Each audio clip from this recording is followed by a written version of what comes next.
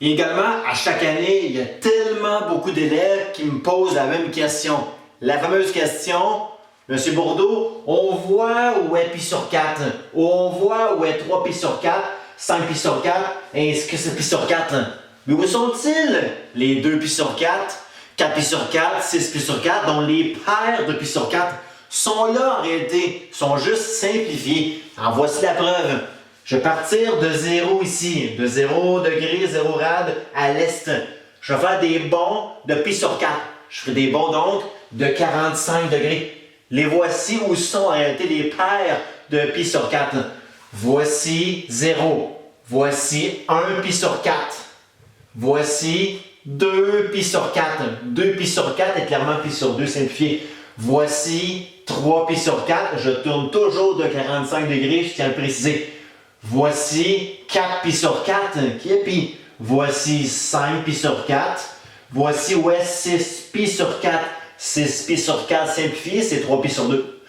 Voici par après 7 pi sur 4 et voici 8 pi sur 4 ou 8 pi sur 4, simplifié 8 pi sur 4, c'est mon 2 pi radian dans mon tour complet. Donc ce sont là en réalité les paires de pi sur 4. C'est le même principe pour les autres, les termes en sur 6, sur 3 également. Toutes les cases rouges sont des multiples de pi sur 6. Alors voici la preuve. Au départ, je pars à 0 rad, 0 degré de l'est tout le temps ici. Sens positif, sens anti-horaire.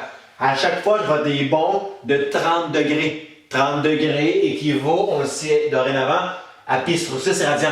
Donc, tournons de 30 degrés à chaque fois. Tournons de pi sur 6 en radians. Donc, voici 1 pi sur 6. Voici 2 pi sur 6. Simplifié. 2 pi sur 6, pi sur 3. Voici 3 pi sur 6. 3 pi sur 6 est pi sur 2. Voici où est 4 pi sur 6. 4 pi sur 6 est clairement 2 pi sur 3 simplifié. 4 pi sur 6. Ensuite, voici 5 pi sur 6. Voici où est 6 pi sur 6. Simplifié bien sûr à pi. 6 pi sur 6. Voici 7 pi sur 6. Voici 8 pi sur 6.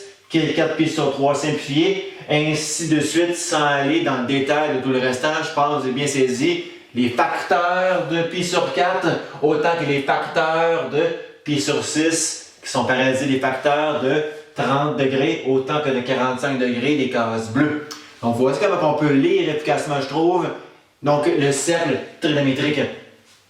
Quand on y pense, il y a quand même beaucoup de stock, beaucoup de choses à travers le cercle trigonométrique à apprendre. Évidemment, le but, c'est pas d'apprendre tout ceci par cœur. Tous les angles ici par cœur, à travers leur conversion de radian vers degré ou de, bien sûr, degré vers radian. Il y a juste un petit truc à vous souvenir.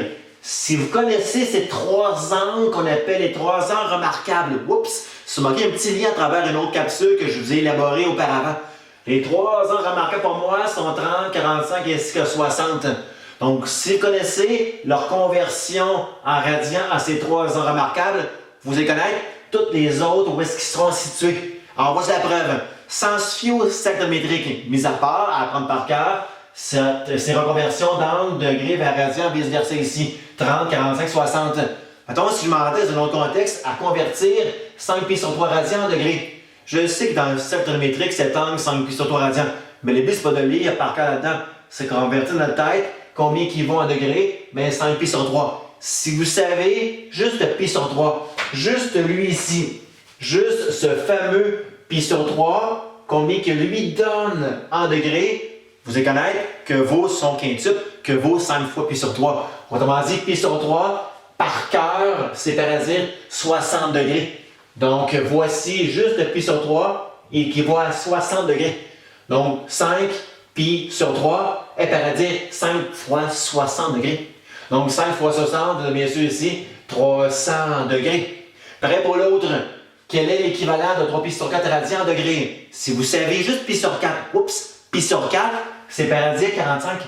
Donc 3 pi sur 4, c'est 3 fois 45. Donc 3 fois pi sur 4, c'est par dire 3 fois 45 degrés. Le triple de 45 est 135. Quand on avait inscrit le demi-heure en plein ici, l'équivalent à 3 pi sur 4 en degrés.